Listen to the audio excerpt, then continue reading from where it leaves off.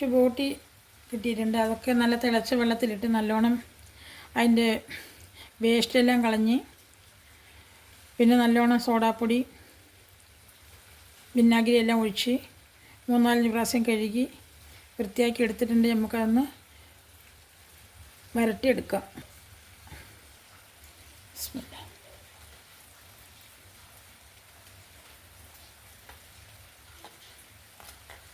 മുറിക്കുമ്പോൾ ഒരുപാട് വലുതാക്കി മുറിക്കരുത്.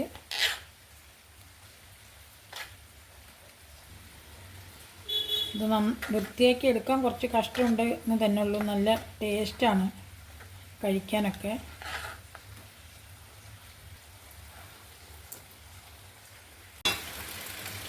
നമുക്കിന്ന് ബോട്ടി ഉണ്ടാക്കാം. ഇനി ഗ്യാസ് അടുപ്പിൽ ഇതാണ് ബോട്ടി. ഒരു കിലോ ഉണ്ടാവും.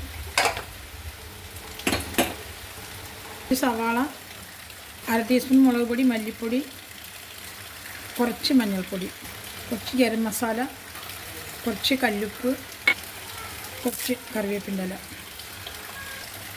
നല്ലോണം ഉണ്ട് മിക്സ് ചെയ്തിട്ട് അടച്ച് വെച്ചിട്ട് ഒരു 12 വിസിലടിക്കട്ടെ. എന്നാൽ നല്ലോണം വേവണത് എന്ത് വരട്ടെ. വെച്ച് 10-12 വിസിൽ.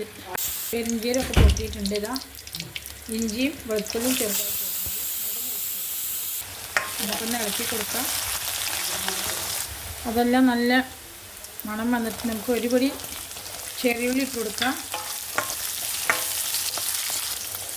ഒരു പൊടി സവാള,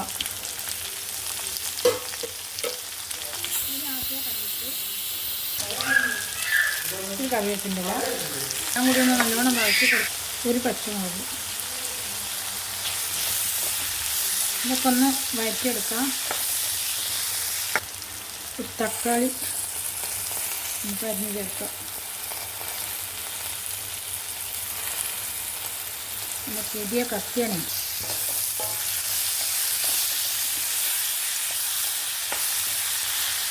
മല്ലിപ്പൊടി 1 ടീസ്പൂണ്, ലേശം മുളക് പൊടി.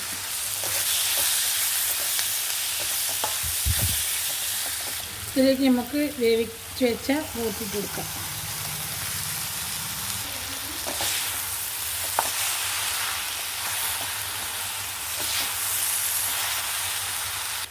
ബോട്ടിയെല്ലാം നല്ല വെന്ത് വന്നിട്ടുണ്ട്. ഇതിലേക്ക് കുറച്ച് കുരുമുളക് പൊടിയാണ് ഇതിൽ മുന്തി നിൽക്കേണ്ടത്. കുറച്ച് കുരുമുളക് പൊടി ഇടാം.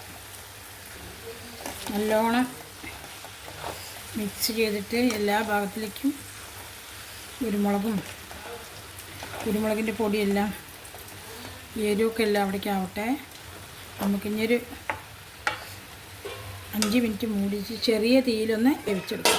നമുക്കൊന്ന് മൂടിയൊന്ന് തുറന്ന് നോക്കിയിട്ട് ഒന്ന് ഇളക്കി കൊടുക്കാം.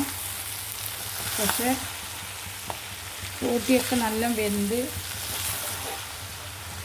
റെഡിയായിട്ടതിൻ്റെ ഇടയിൽ ഞാൻ ഉപ്പും മുളകൊക്കെ ഉണ്ടോ നോക്കി. എല്ലാം ശരിയാണ്. ലേശം ഉപ്പ് കുറവുണ്ടായിരുന്നു. ലേശം ഉപ്പിട്ട് കൊടുത്തു. ഇവിടെ ഇങ്ങനെ കഴിക്കാനാണ് ഇഷ്ടം. ഇതിൽ മീതെ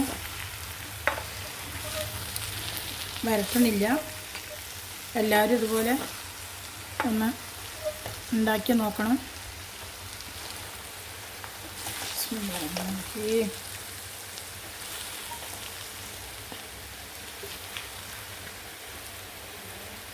ചെറിയുള്ളിയും എല്ലാം നിറയിട്ടിട്ടുണ്ട്.